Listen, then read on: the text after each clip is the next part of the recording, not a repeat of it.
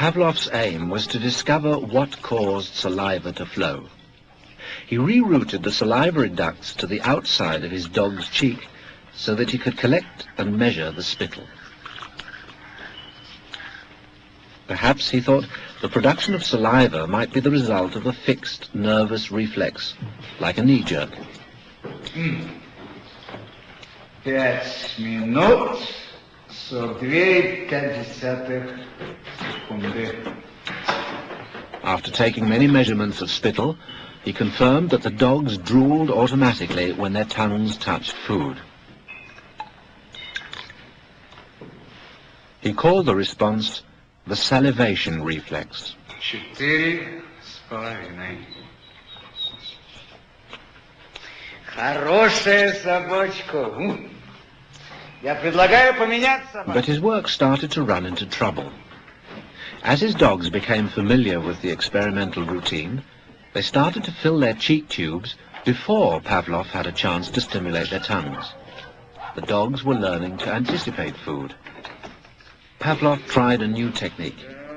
He erected screens so that the dogs couldn't see what was going on. Before passing meat through the hatch, he introduced a stimulus that was totally unrelated to feeding. A ticking metronome.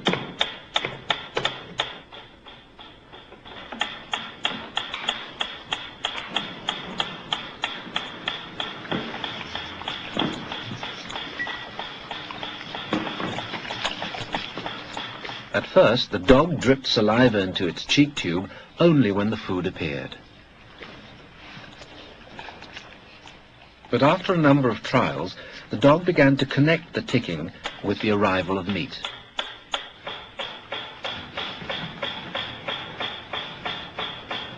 Soon the sound alone made the dog drool.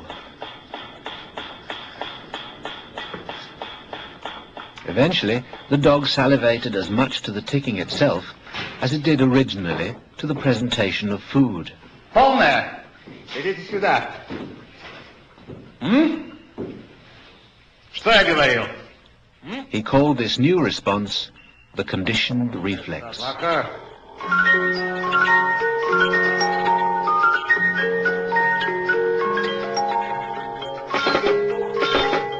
Whatever the stimulus, his dogs could soon be conditioned to produce saliva.